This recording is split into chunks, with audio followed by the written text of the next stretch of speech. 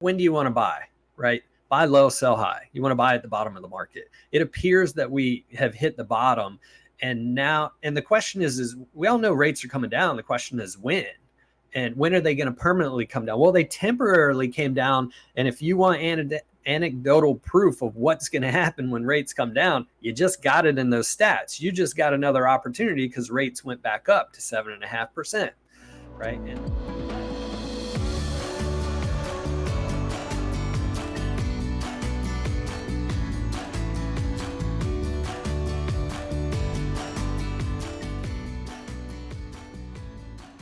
Well, hi, everybody. Welcome to the Hawaii Lifestyle and Real Estate Insider podcast. That name is subject to change potentially, but this is where we talk about all things living in Hawaii, moving to Hawaii, and most importantly, Hawaii real estate, and in particular, Oahu real estate, which is where I'm located. The goal is to help educate, inspire, and entertain consumers and realtors, and allows you to make better, more informed decisions. So you can find me, Scott Startsman, on the web at hiestates.com. And let's welcome my good friend and buddy who hails from the beautiful Big Island of Hawaii, Guy LaGuire. You can find and listen to Guy on his podcast by Googling the Papa Guy podcast. Good to see you, Guy. How things on the Big Island? Hey, Scott. Good to see you as well. Things are great on the Big Island as usual. Hey, we're in Hawaii. We're living the dream. Doing well. I just want to add one thing to that. If you want to reach me by email, you can email me at papaguypodcast@gmail.com. My name's Guy LaGuire, but I go by Papa Guy. That's what my grandkids call me. Yeah, it's a good name. So there's been some recent events on the Big Island, yeah, going on? Hey, volcano erupted for a day and a half, and everybody got all excited. We actually had what they call VOG, which is volcanic, fog, if you will, for a couple of days, and haven't seen that hardly at all in the last year. That was surprising. That's where you sit here down on the coast and you look up and see a very clear Mauna Kea. Suddenly, you can barely see the outline of it, but that lasted about a day and a half, 2 days. Huh. Oh. Have you been doing your swims? I have been doing my swimming, and it's getting better. I've done 10 out of the last 14 days I've been in the water, and I've done at least a mile swim. That comes from somebody who could hardly do 2 or 3 lengths in the pool and have to stop for 5 minutes. So I've kind of broken a barrier, so I'm happy about that as a personal goal. I also went to Hilo last week and played golf with my brother on the east side of the island, the Hilo side, at the Hilo Municipal Course. We had a great time. A little bit of rain in the morning before we played, and great weather after that. Nice. That sounds like a pretty good week. How about you? For me on this side, we're hitting the summer month stride, and I'm doing a new project, a new development project. So I have both construction side and the sales side picked up. So it's been literally full bore going on the real estate side. So, and I'm jumping back and forth, managing the construction project plus doing all the sales. And we pick up summertime's the busiest time of the year. So there hasn't been fun time. I haven't been able to jump out in the water and do my open ocean swims like I used to. Well, and you'll get back to that. I mean, every time I talk to you, it seems like you're busy as all get up, but you seem to be getting better at finding some balance. So good for you. Trying to. Otherwise, what's the point of living here, right? Well, it's true. I mean, sometimes I had to remind myself over the years, get your butt in the ocean, or in the pool. So the swimming has really helped. I do like swimming in the ocean, but you're not going to see me doing any open water swims. I can tell you that, or not yet, at least. So, yeah. You're getting there. Anyway. Yeah, it's something, right? To just actually be made fun of as a kid because I couldn't swim at all, and my brothers and sisters used to make fun of me. To be able to do something that I never could do, yeah, it's good, and it feels great. That's the main thing. When I'm done swimming, I feel great.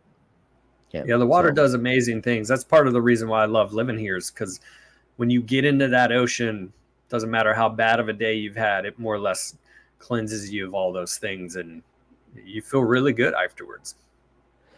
Oh, absolutely. I mean, and even the pool, I mean, we do a lot of I don't do a lot of distance swimming in the ocean. I'm not quite ready for that, but we spend a lot of time in the water. Yeah. So it's, yeah. Well, should we get moving into the news? Let's do that, Scott. Let's jump into our first. This is actually news, but this is a deeply, I want to say, very deep into the culture. This registration for the Molokai Channel race has started again. So, Scott, why don't you explain what this is? Yeah, so this, for almost 70 years, they've been doing this race, and they took a hiatus for 4 years, which is that COVID component. They're finally getting back to it now. So it's a race, canoe race from Molokai to Oahu. It's 32 miles in distance. And so they're finally bringing it back after 4-year hiatus for both the men's and the women's, and the registration has started. So that's good to see, sponsored by the Hawaii Tourism Authority. But yeah, deeply rooted in the culture here, and glad to see that this is back on track, getting back on track. Yeah, that's good. Over here on the Big Island, out of the, at least the area on my side, people canoe in a lot of different places here, but Kauai Harbor, the canoe clubs are big here, and those folks get up early in the morning and go canoeing at the god awfulest hours, but God bless them, they're in great shape, and they love it. It's a ritual for them. Both people that grew up here and people that have moved here. So yeah, my girlfriend grew up here, born and raised, and she's done the Molokai race several times. Oh, how many people in a canoe, real quick, for this race? Is it 6, 5 or 6? Okay, because they have 2-man races, they have different races, but I believe this one is either 5 or 6. All right, that's over open ocean water too, so pretty cool. Yeah, pretty cool. She's told me stories. There's a vortex out there, and that you need to stay clear of it, otherwise you kind of get stuck. You're trying to use the ocean in a way to move the canoe quicker, obviously, to get to where you're going, and so you follow currents. You got to be able to read the ocean and things. But she was saying there were times that she was training where she would look down and there would be like a humpback whale right there kind of staring up at her. So some pretty interesting stories about doing that and where the Molokai that channel between Molokai and Oahu is probably one of the roughest in the island chains, and rough in general. And there are times where you're going from crest to trough with this canoe, and you can't see the other side. You're down in the bottom, and you can have 10-15 foot swells in between, out there in the middle of the ocean, trying to figure out and navigate your best path. So, obviously the ocean is constantly changing. The conditions are, every race is going to be different. There was Absolutely. that race a couple of years ago where they could hardly even get out of Molokai, out of the bay, because the waves coming in were like 20 feet. And the canoes were trying to make it over these waves, and some of them weren't. People got injured during that time. Wow. So yeah, welcome back after 4 years to this race. And again, it's one of those things that is so ingrained in the culture here, and epic. I don't do it, but I respect those that do. And I love watching sometimes the canoe practice down in the Kauai Harbor. Yep. On the Big Island. Yep. So we'll get into our next topic. Yes, we are talking state laws, and this is a new law just recently signed by our governor, Josh Green. Aims to turn the tide on housing crisis in bid to address years-old housing crunch. New laws will force counties to ease density zoning rules. There's some pros and cons to this, Scott. Yeah, there's quite a bit to the bills that he signed, and the general summary that people should take out of this is what they're trying to do is allow for more density in the state urban district. Now, urban, for what we consider as urban versus land use ordinance, is vastly different. And so the urban district on Oahu, for example, runs all the way up There's urban land use districts in Makaha all the way up the leeward coast, and Waialae, and Haleiwa, and Hauula up the windward side, which are very country areas. And the idea here, though, is to be able to allow more density in those urban classifications. So in theory and in concept, I understand where they're going with this, and I understand, and that's a good thing to be going into a component where you add more density in your denser areas, your urban areas, right? For one, allow more housing, and two, to protect your, ag lands and your conservation lands, so you keep the density in a certain area. The problem I have with this is that it's going to ease areas like apartment zoning and allow you to go more dense, which is perfect. That's great. Urban infill is what you want to call it. But where the issue to me lies is that also encompasses residential areas. And now so one of the parts of this is they're trying to allow it to where you can have 2 more dwellings on a lot in a residential area. And that to me is a big problem and a big concern. Well, what that leads to is, for example, I bought a house back in the early 90s. It's a residential area, single family homes on 10,000 to say 12,000 square feet. What that means is in my neighborhood, which I bought into, people could, again, with permit and county approval, I could build another dwelling in that neighborhood if they allow that. The problem is that that's not what I bought into. And suddenly my neighborhood, well, first of all, the Big Island is just not as busy as your island is. We both know that, right? You guys have that already dense thing. We have so much space on the Big Island, but the impact to a neighborhood is the same, whether it's Oahu or the Big Island. You're basically changing the neighborhood that people have lived in. And before I pass it back over to you, let me just say that the housing crisis is twofold. One is a shortage of inventory, right? And the other one is the pricing of houses has gone up. Yep. So lack of inventory. That's what this is designed to help with. I don't think it's going to help it with. I mean, what is your concern with being able to add a unit or 2 units in your subdivision? Well, nothing if 1 out of 100 homes does it, or 5 out of 100 homes. But if 50 homes out of 100 do it, you're talking about a significant difference in density, traffic, and whether you take that on our scale here in say Waikoloa Village, where I live, we're not heading out to an expressway. We're heading out to a highway. There are more cars already on the Big Island. There's just more people that want to be here, but it's not bad. We don't have the commutes that you guys do. We have the distance and we have more cars, but things move along pretty smoothly. But inside of the neighborhood, when I go home, you're going to notice the difference. There's going to be more people, more cars parked on the street. So the problem is the same in both places. It's just for you guys, density is going to become,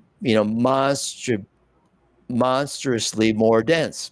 So, yeah. So the issue, I mean, you're hitting on what I see as the concern, because Brian Schatz was talking about, hey, we can't be concerned with aesthetics of the neighborhood. Well, it's not about aesthetics. It's about infrastructure, right? We have this problem here. I live in Kaimuki, Kapahula, Diamond Head, and I have a hard time driving down the street. I have to stop, wait for the person coming the other way to clear, because everybody's spilling out into the street with additional dwelling units, and they're not all on their units. So now it's into the street. And so where I have a brief issue with this bill is, if you look in our urban core, first of all, how does this solve affordable housing? They even said in that bill that we need 50,000 units over the next 5 years to get to the point. So this is a one-off system. that you're going to have 50,000 people putting in applications for ADUs and building. Well, we already have a backlog of 12,000 permits with over a year wait to get a building permit. So, okay, 50,000 people go to get an ADU permit to add a second dwelling on the property. All right, now what?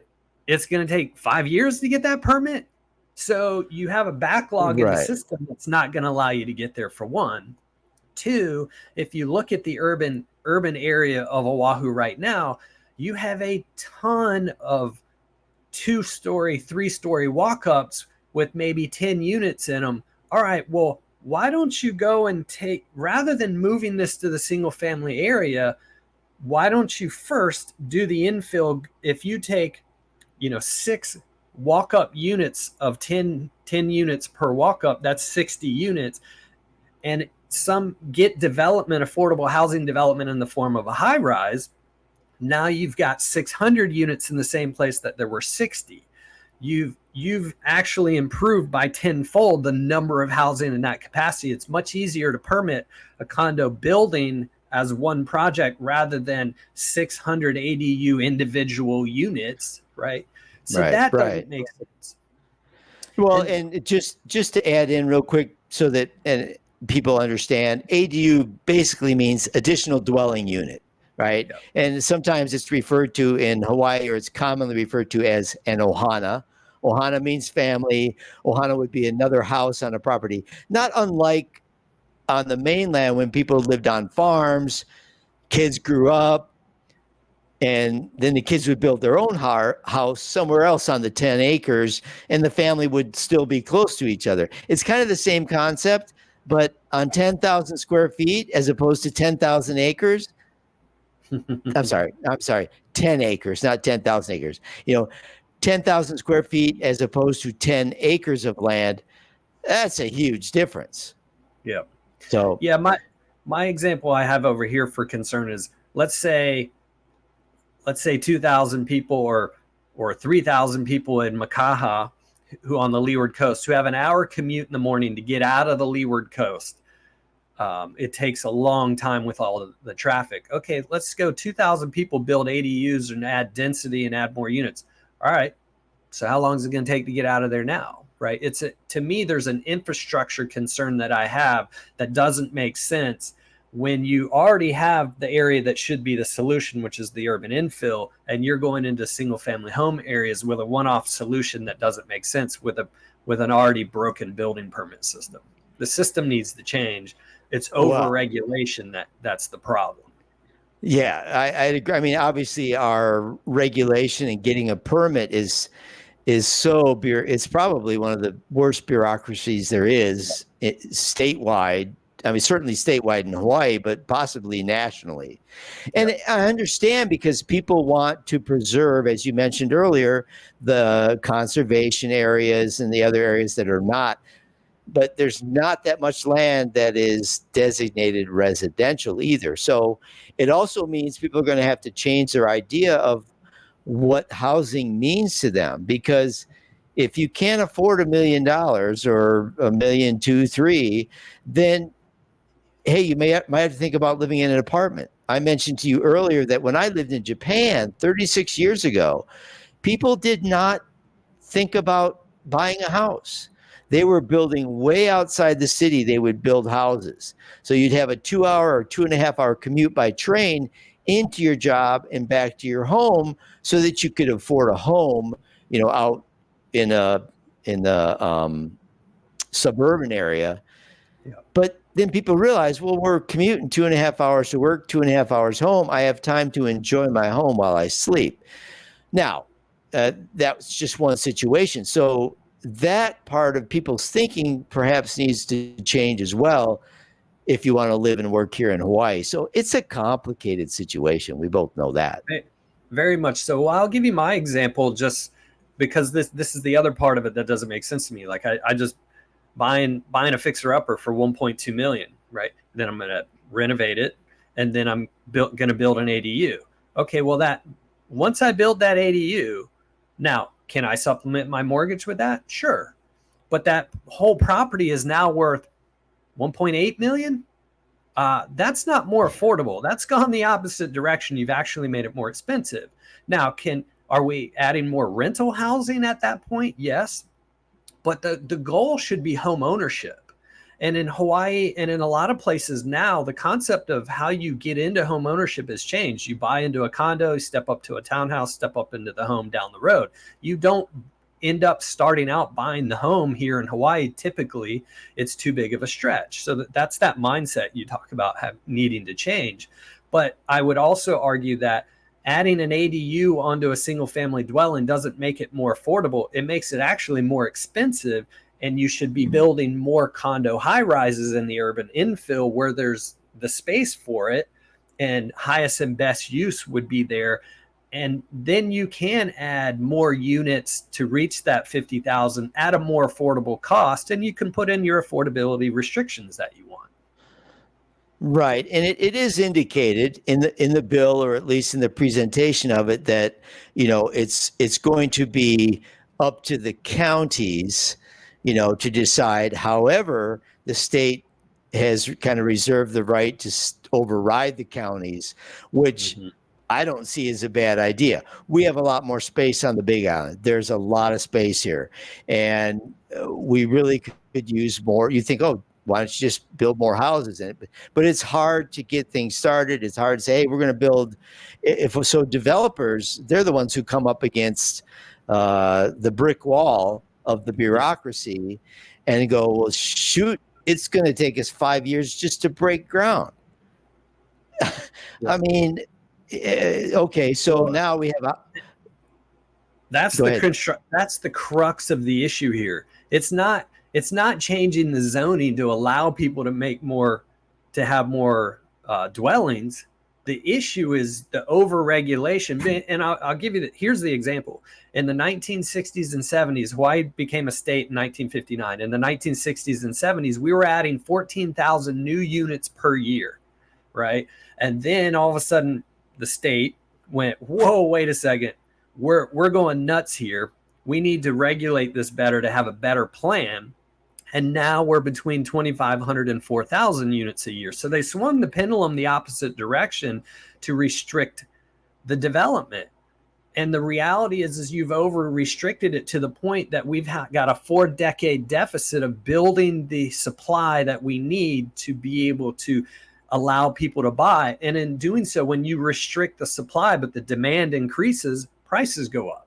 Right. And now we're in this issue because of 4 decades of shortage of housing. You can't just change the zoning laws. You have to undo the over regulation and the over restrictions that are going on here and free that up some.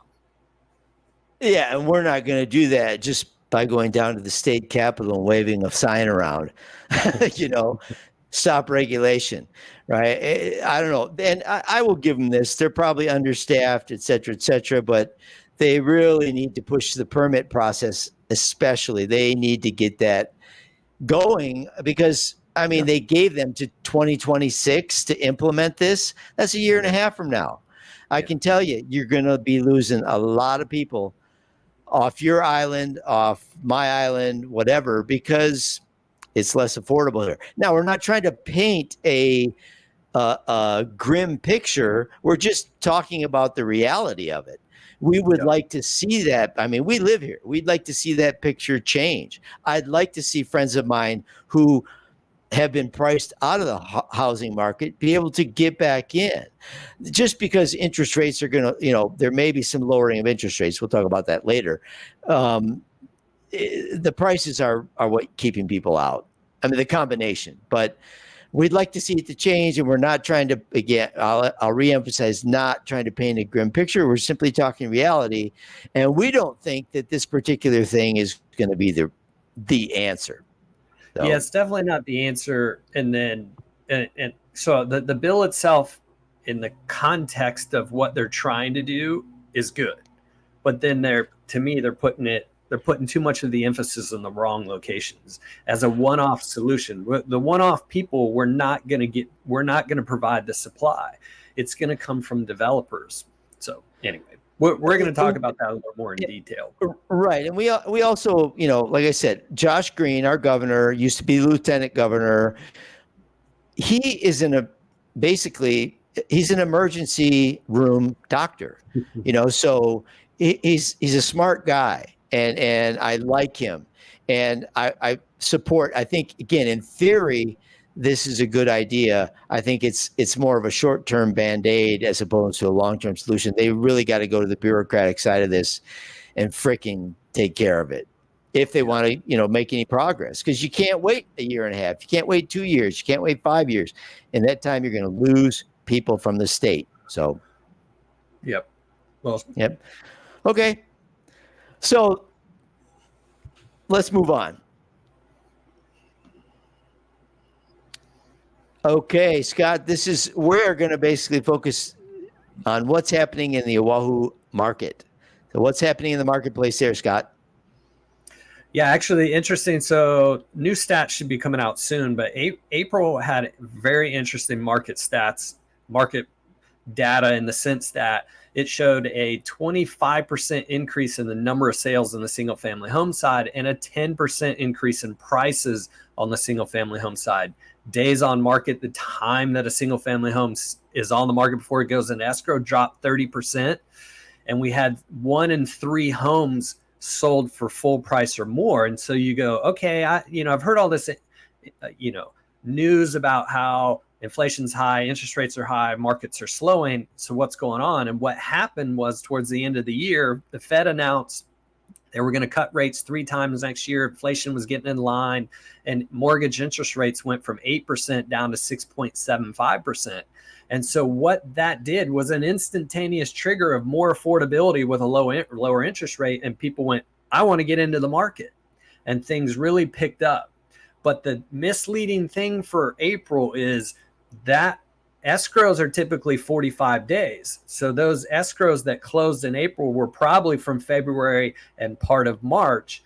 And interest rates in March went back up to 7.5%. And I did feel things slow down some. But what was interesting was just that little more than 1% interest rate drop instantaneously showed up in the market as a 10% price increase. For people waiting for interest rates to drop, be careful. It doesn't necessarily mean that you're going to get a more affordable monthly payment in a house. It means you're going to be competing with more people, and you're probably going to be paying more for the property if you do wait for interest rates. Yeah. So like I said, it's the people that are on the margin, and the slight decrease in interest rates allows them in. They should go talk to their realtor and their lender, and if they can get in, get in. Yeah. I mean, the reality is that what you're saying? More or less. I mean, the reality is we pretty much hit a bottom in the market last year. Well, when do you want to buy, right? Buy low, sell high. You want to buy at the bottom of the market. It appears that we have hit the bottom. And the question is we all know rates are coming down. The question is when. And when are they going to permanently come down? Well, they temporarily came down. And if you want anecdotal proof of what's going to happen when rates come down, you just got it in those stats. You just got another opportunity because rates went back up to 7.5%, right? And that slowed things. That should naturally slow things down a little bit. So the reality is if you can afford a property, a condo, home, whatever it is, at these monthly payments at this interest rate, well, when the theory would be is when rates drop, you can refinance that loan into a lower rate, reducing your monthly cost because your monthly payment would be less. And prices should go up because you're going to have more buyers move into the market due to affordability. So prices go up, so you get equity. And so the reality is if you can get in now, you're in a better position. You just need to be in the hold position for the long term, because the question is when are rates permanently going to move down? And that's a question mark. Right. And keep the idea I would put out there that you mentioned refinance, right? That's the other thing to consider, is that rates go down. And, when rates really dropped a while back, everybody and their brother was refinancing to get a lower monthly payment. And if you've only been in the house for, 3 to 7 years or whatever, and you plan on staying, Yeah, and you can refinance it, 2 points, 2.5 points less than what you have now. Then that's what you do, and your situation becomes, whatever, more affordable, if you will. But you're already in a house, so Yeah. yeah, okay, that's good news. Yeah. So what we just ended up seeing was rates over the last 2 weeks roughly have come back down to 7%. They dropped briefly below 7%. And now what you see is rates push loan application volume back up to March levels. So that slowdown that naturally would have happened, rates have started to come back down again, and we're probably going to bounce around here, but it's increased mortgage loan applications. Well, what does that mean? That means more people are considering buying and getting into the market if they're doing loan applications to see what they can qualify for. So all this, the interest rate movement is going to dictate the volume in the market and where prices are going to go. And we're restricted on supply right now because what you just said, everybody refinanced into a 2.5% to 3% mortgage, and they got such a low rate, low monthly cost that it's locked them in place. We don't have the inventory on the market. We have a little over 600 homes actively available for sale on Oahu right now. Well, in 2006, 2007, when we had 25% price appreciation, when you could get a loan without having a job, just for basically being able to breathe, we only had 814 homes on the market. So we have less homes on the market now than a really hot market. And in 2019, our lowest month of active homes was 1,641. So our what you can buy is so restricted that when rates go down, you increase the demand and you have restricted supply. Guess what's going to happen to prices? Yeah, absolutely. They're going to go up. Yeah, nobody needed me to answer that. I mean, that's what happened. So, but I will. Back when they basically would give you a loan for not even being, just basically being able to breathe and have a pulse, I couldn't even qualify for that back then. I don't know what my problem is. Anyways. I'll never forget the loan program that I knew a couple of people that got into. They were called negative amortization loans. The only people that normally use negative amortization loans would be developers. So basically how it works is you get a loan, you have an interest payment portion and a principal payment portion, and you can pay a minimum amount. You don't even have to pay the full principal or the full interest payment. You pay a minimum amount, and the rest of what you should have paid goes back into the loan balance, increasing your loan balance, and it recalculates the next month. And why developers use this? Because they want a low carrying cost to reposition that property however they need it. They're in it for a short term, and they're trying to make a profit out of the back end. So you want your carrying costs as low as possible. You don't buy that. You don't use that loan when you're trying to buy a home that you're going to live in for the next 5 years. People were doing that because prices were appreciating at 20% a year. And they're like, I'll just make the monthly minimum because my home's going to be worth so much more next year. And then the bottom fell out. And some of those people got caught. Those were people that ended up foreclosing. Some of them, a lot of them did, foreclosing or loan modifications, whatever it was, if they wanted to keep that house. That was definitely... Yeah. Now, here's the thing. Recently, I've heard some indications that the zero down mortgage may be reappearing, but let's not go into that. Okay. That's a rabbit hole that, we'll go down some other time. Yeah. Okay. All right. Okay. All right. So now we're going to move on to some questions that, people ask, realtors or their friends or whatever about moving to because there's living in Hawaii, there's moving to Hawaii. So the first question we have here is, I am considering moving to Oahu and buying real estate. I am trying to figure out the best place for me, but I'm not totally sure where. Is there an overview of Oahu geography and guide to different neighborhoods and their pluses and minuses? Yeah, no, this is a great question. So, I mean, there's plenty of places, actually, even on my website. So if you go to my website and at the top, there's an areas tab. I break down every region of Oahu, describe it a little bit, lifestyle components, things such as that, so that you can do some of that educational component. Or you go on YouTube, neighborhood tours, there's all sorts of information. Same thing with Google. You do your research. But the reality is the most important thing, real estate is, for one, you buy into a community, you buy a home, but you live in a community. And the community that you choose is so important. I can show you shiny objects all over the island that you may love that home, but if you hate that community, you're not going to be happy and you're not going to want to go out of your home and spend time in the community. So coming, and I always say real estate is touch and feel. It's tangible. You walk into it, there's an emotional connection that you have when you walk into a home and you feel that it's the right thing. So getting here and exploring the communities, do your research online, but take a trip out and see the communities and figure out where exactly you want to be. That's the most important thing to me. But we have a ton of resources that we put on our website, on our YouTube channel. So, and then there's a ton more out there to get other people's opinions and what their experiences have been. But you got to have your own experiences to really nail it down. Okay, so let's just briefly here, Scott, we'll insert verbally your site to go to. We'll put it in the show notes, but hiestates.com. hiestates.com. And that's what Scott's talking about. That's access to your YouTube channel as well? No, the YouTube channel is Scott Startsman. So if you go to YouTube, you can look up Scott Startsman, my name, and you'll see that. So we have neighborhood tours and I got over 500 videos on my YouTube channel for people to learn and be able to get ideas. That's important.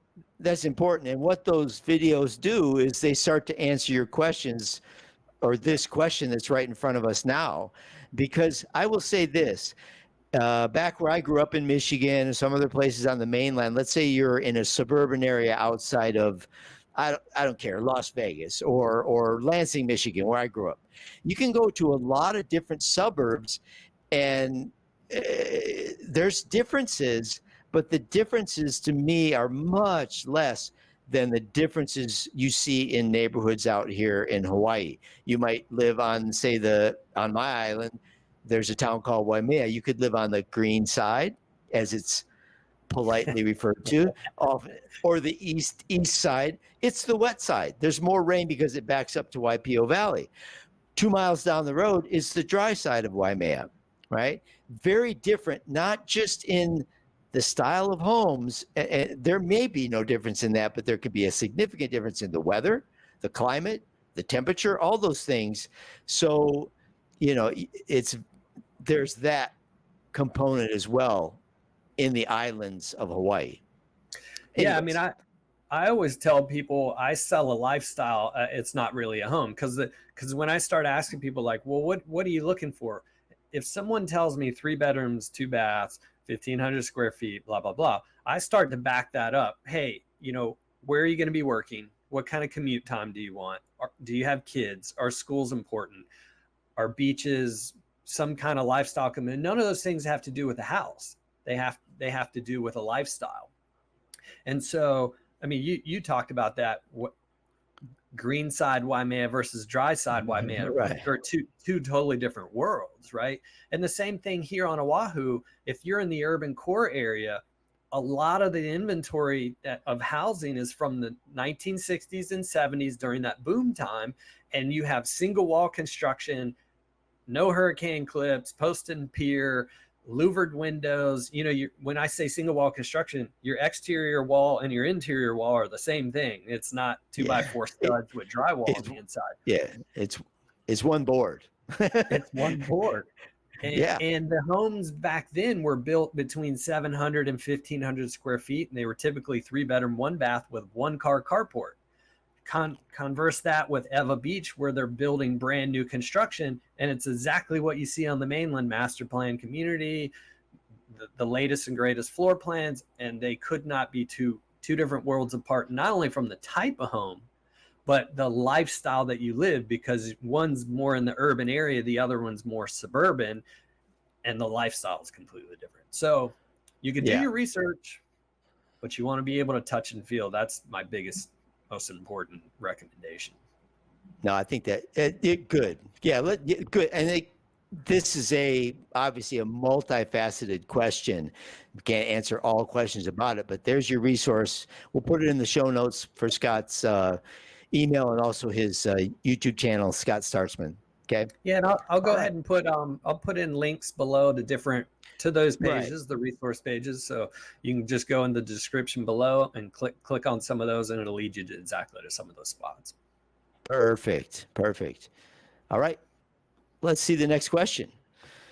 All right. I'll be moving to Hawaii later this year, and I'm interested in leaseholds because of their general affordability. Are leaseholds typically able to be BRRR'd? Would be curious to hear your insight on potentially increasing the value of leasehold properties in the short to mid-term. Scott, start this out by at least explaining what leasehold is and how much of it really is left to purchase, and then address the question. Yeah, I love this question because it touches a little bit on things that people should be aware of from leasehold, but then you got an investment component. I'll define BRRR'd as well. So probably 99% of properties on Oahu and in Hawaii in general are what most people are used to: fee simple, meaning you own the home and the land that it's on. That's what you would see in most of the United States and most of what you'll have here. But there are some properties here that were intended to be more affordable options to being able to get in, and they're called leaseholds. So you own the house or you own the condo for a specified period of time, but you lease the land or rent the land that's underneath it. And it's very similar to a car lease. You typically pay a certain amount up front for the use of the car for a certain period of time, and then you turn the car back over. And most of those leasehold properties had about 60-year leases up to 99-year leases. And when you go to purchase it, you're purchasing it wherever you are in the time frame of that lease contract. So it could be 40 years left on the lease, 30 years, 20 years, 10 years.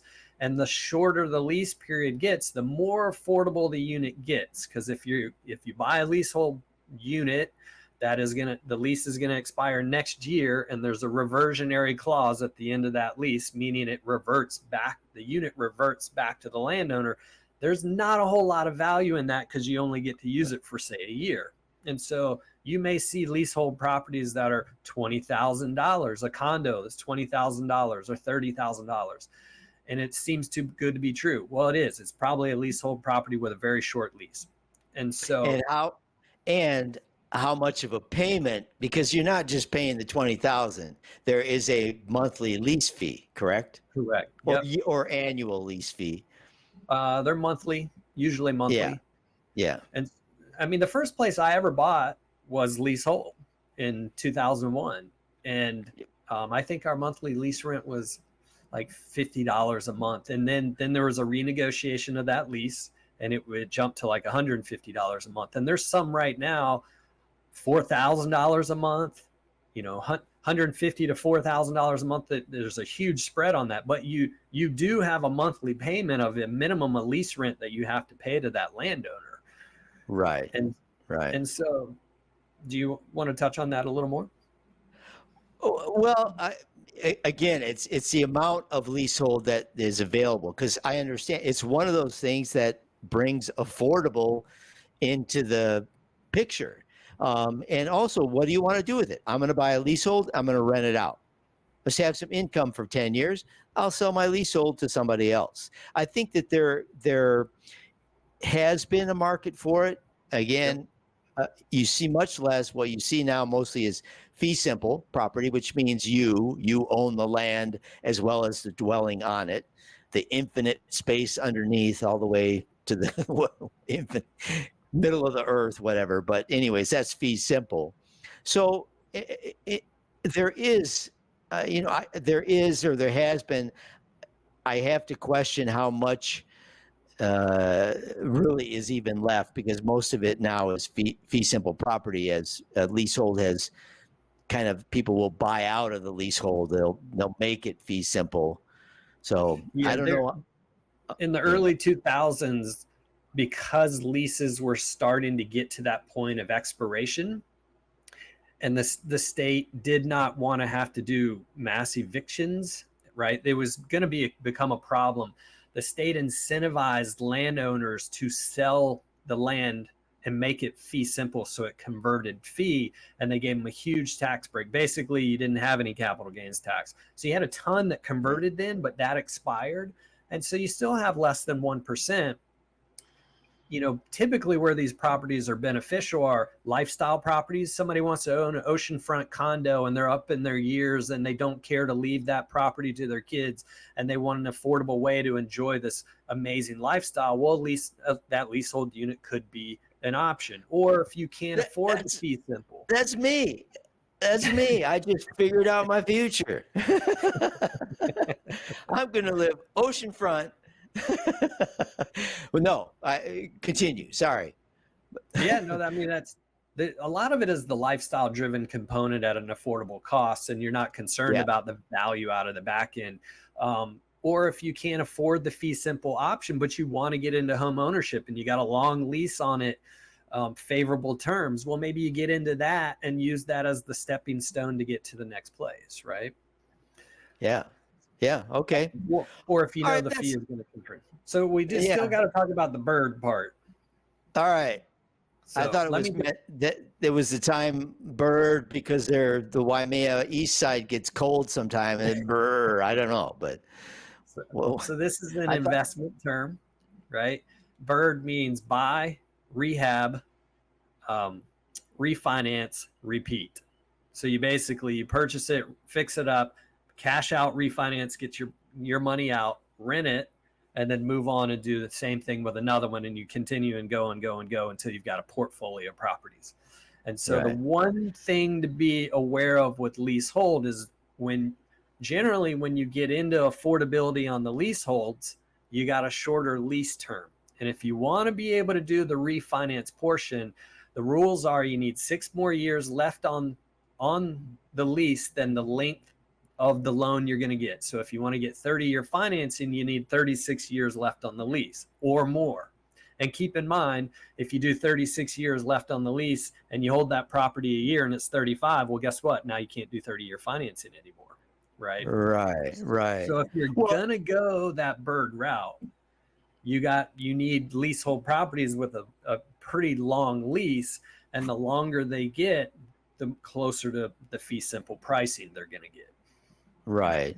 Well, this also, that basically, I look at that term and I think of the flipping. You know, people say, oh yeah, I'm going to flip I'm going to buy and flip houses. And, you know, to me, that's like buying a stock, waiting for it to go up in 2 weeks and then selling it. How often does that happen? Right. So, there is a time frame involved in that, but also all these programs on television, you know, flipping such and such a suburb and whatever, you know, caveat emptor, buyer beware. I've watched people over and over who have tried this. Very few are successful. I would suggest maybe perhaps an Amway distributorship might work better. Just kidding. It's a timing thing, but I think the leasehold would have worked far better. I basically use that as a way to interject to people that, you know, buying, rehabbing, refinancing, etc. It's a great business model, but it's not easy, and timing is very important. If you're in it for the longer haul, you're going to do better because you can rent that property out until the market does get better, and you can actually sell that property at a gain. Well, that's a little bit of what it is, right? If you take out the rehab and the refinance, they are holding on to the property, right? And they're renting it out. But the refinance portion comes into play here, and that's where you got to be careful with leaseholds. With the leaseholds, it's all dictated on the length of that lease. And so let's say you go into a property where you're like, all right, 36 years left on the lease. I like the value on this. I rehab it, and all of a sudden you get 35 years left on the lease. You're like, oh, I'm gonna refinance that into a 30-year mortgage, and all of a sudden you can't do it. Right. I would contend there's a threshold here where you get to a point where you can finance a leasehold property and you can't finance it, that the value significantly drops because you eliminate a large buyer pool at that point, right? Absolutely. Yeah. Yeah. Okay.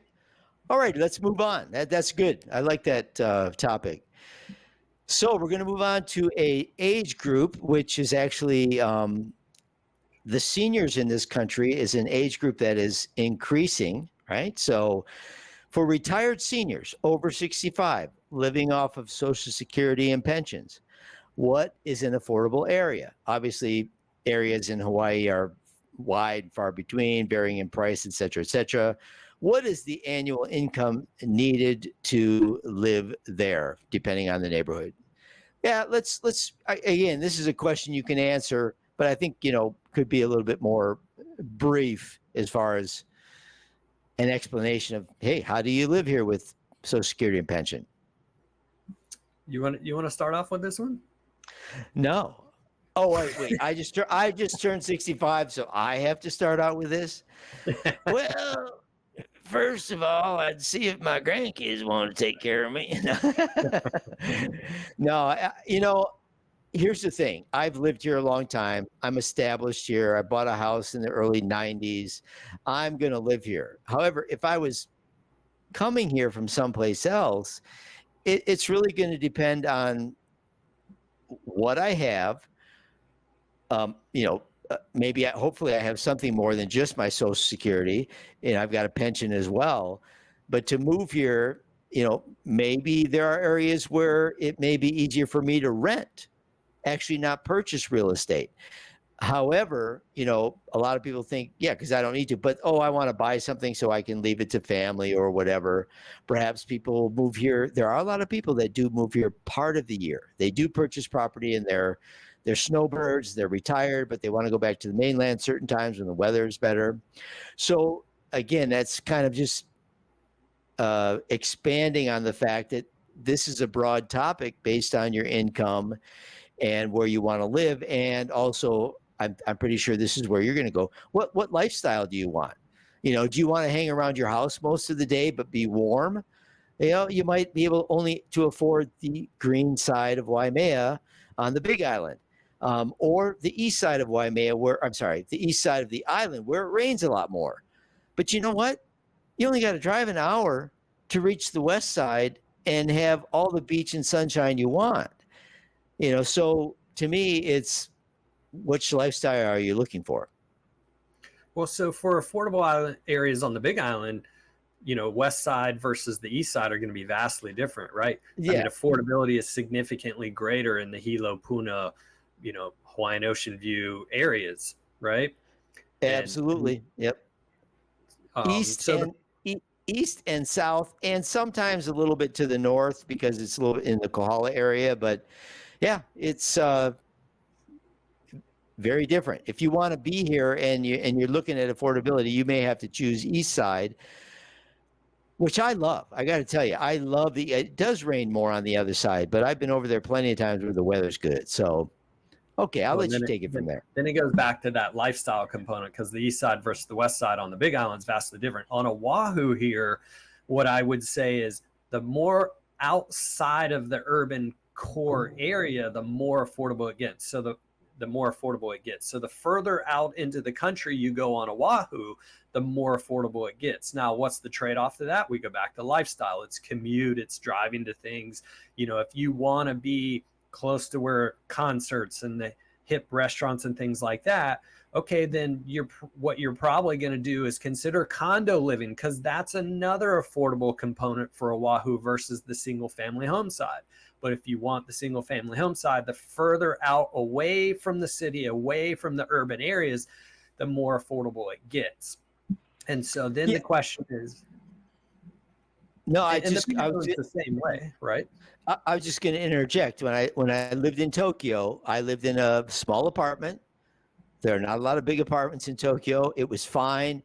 But I never drove a car in 4.5 years.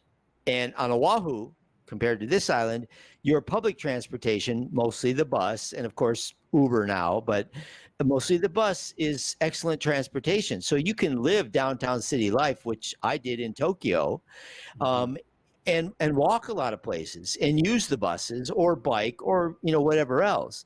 You might not even need a car. Yep. When you decide you need to go a distance, you could take an Uber. And I've even seen that trend starting here on the Big Island, where some younger people are living here. They're living in the towns of Kona, or they're living in Hilo, and they take an Uber to work and an Uber home. Now they may have a car, but they use it if they decide to go to the other side of the island or something. So Yep. it's different. It's different here than there. So. Yeah, so it's interesting that you mentioned that. So, the further out you go, the more affordable things get all around. But if you wanted that urban lifestyle, you could be in town, in the urban core area here, in a high-rise condo, which is typically going to be smaller, less square footage, and more affordable. And then, like you said, maybe you don't need the car. If you're in that dense urban area where Walmart's close by and all these big box stores, you could use public transportation. It's very good in the urban city, or Uber rides and things like that. So there's different ways here especially here on Oahu, because we do have the big city, and then you do have the country Right. setting. You kind of get the best of a little bit of both the worlds.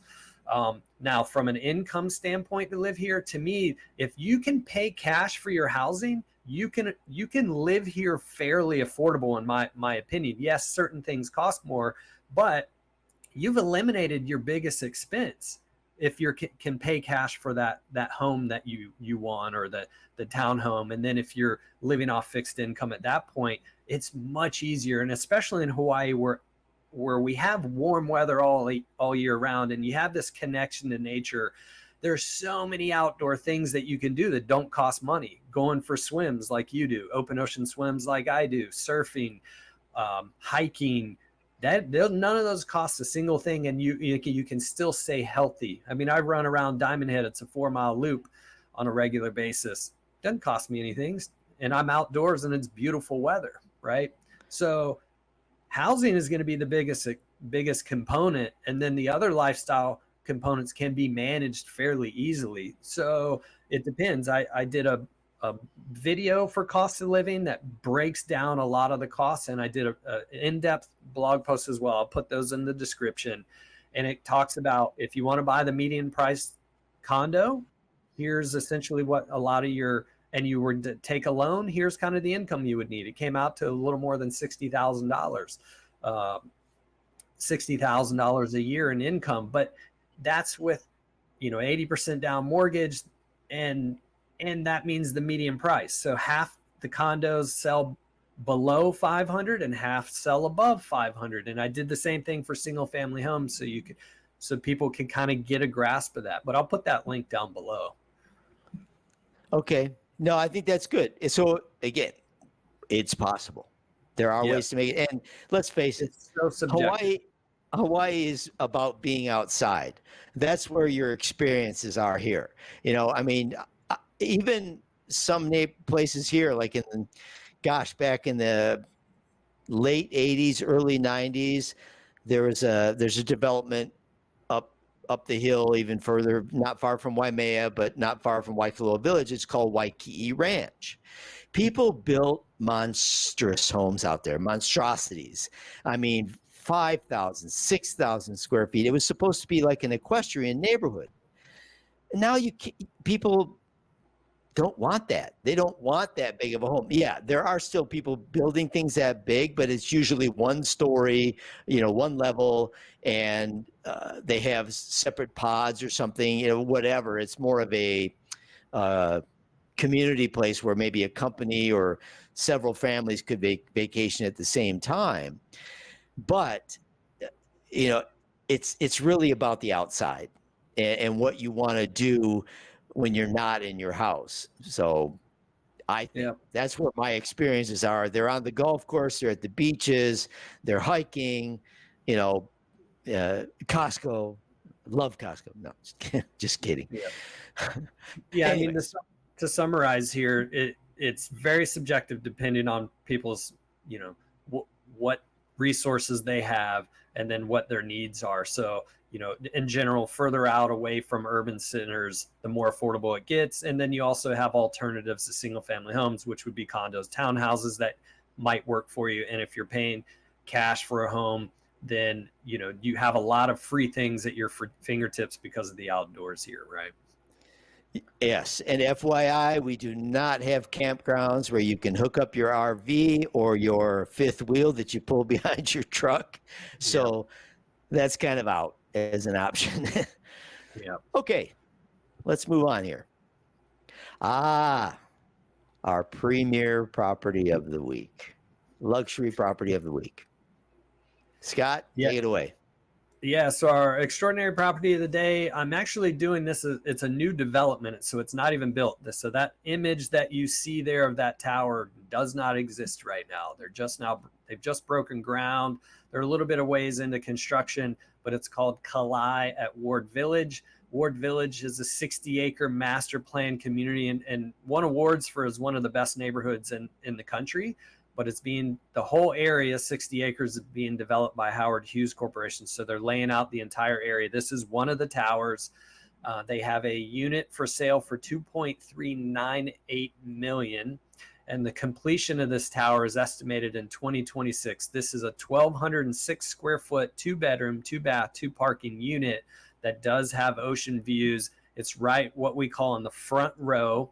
And I've worked with a lot of clients to buy in the new developments, which are not, you won't find them on Zillow, things like that. And so we have relationships with the developers. But this is an amazing project. So, I'm sorry to interrupt real quick, but just I love how when you talk about real estate and the fact that it really is art. When you see these next few slides, then the people will realize how beautiful this place is. Whether they say a man's home is his castle. Sorry, I guess you have to say a woman's home is their castle too nowadays. But you watch some of these other pictures, and you will see the beautiful, real artful, artistic creation. There you go. I'll let you take it back over.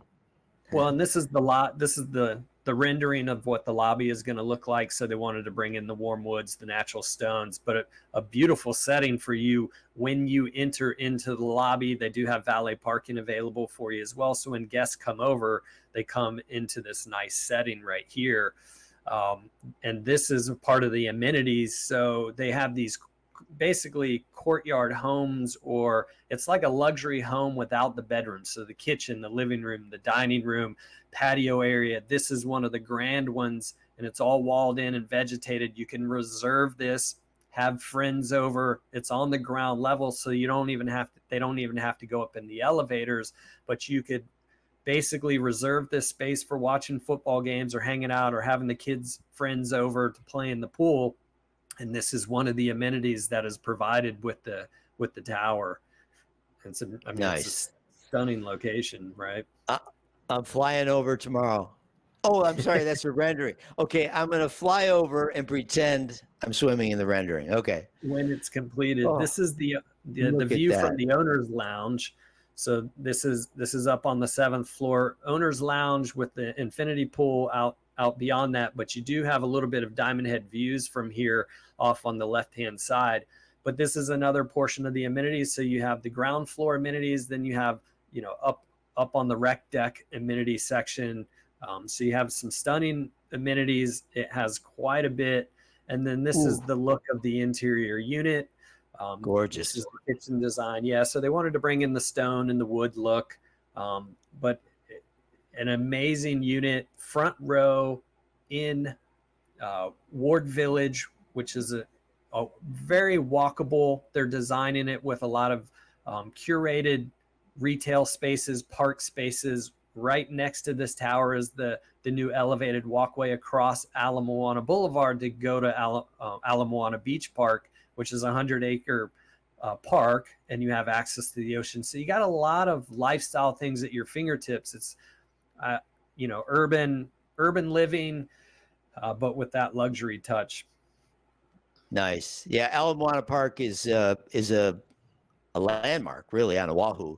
And I played a lot of tennis down in that area back in the 1900s.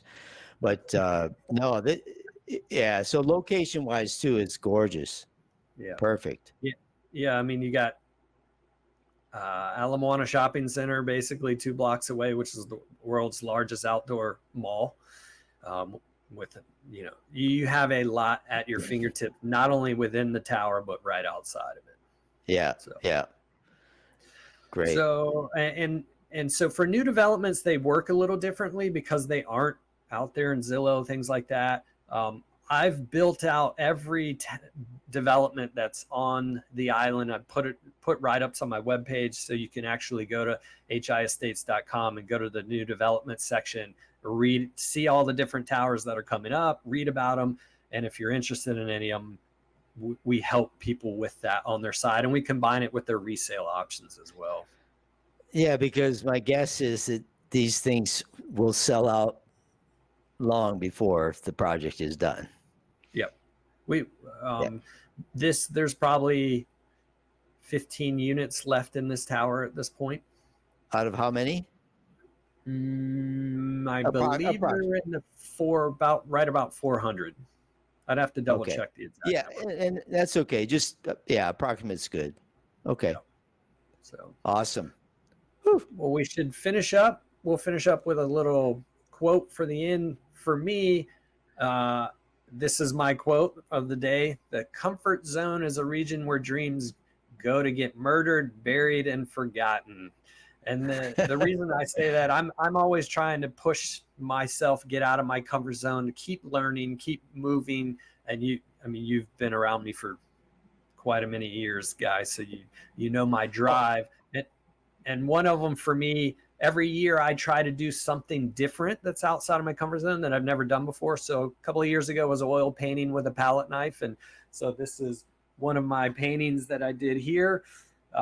But I was amazing sitting in that class the first day, and my teacher says, mix the brown and the blue to get black. And I had to look at him and go, how do I mix the paint? Like, I was so green, I had no idea how to even mix the paint. But the idea was, I learned, and it was one of the best experiences I had. And the reality is, if you really want to achieve things, you got to get out of your comfort zone, because comfort zone is the killer. Yeah, for you, Scott, your comfort zone is uncomfortable, not comfort. But no, and that's a plus. So yeah, good quote. I like that. And now on to yours. Oh, motivation is almost always preceded by action. I think that's pretty simple. I mean, we've all said, "Oh, I'm not motivated to do this. I'm not motivated to do that." What I find is that when I act, for me, let me use the swimming example, because that's a new thing for me, just like painting was for you.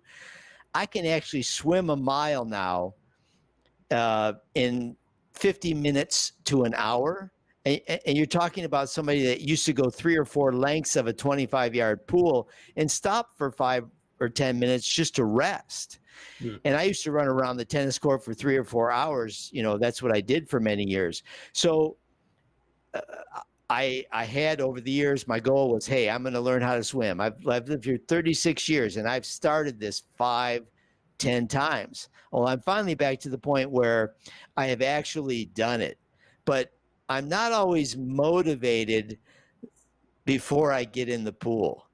I'm thinking, gee, I should go swim. But I find that once I'm in that pool, once I've gotten that suit on and I've gotten in the pool and I'm in a lane, my motivation level increases. So if you're actually out, whether you're going to do a walk or whatever else, don't wait until you're mentally motivated, because a lot of times it comes after you start. Yeah, if you can force yourself to take action, then the mindset and the body, everything starts to move with it. Yeah, and I think just that extra push, like, right, instead of it, basically, as far as I'm concerned, you're not hitting snooze on the alarm clock. Yeah. The alarm clock goes off, go. And you'll get there. It's taking action. Taking action. Yeah. Yeah. All right. Well, appreciate the time today, guy. Thank you. Thanks for joining me. Yeah, Scott, it's always fun, and we will do it again soon. again, look at the show notes to where you can find us. And also you can follow the Papagayi podcast.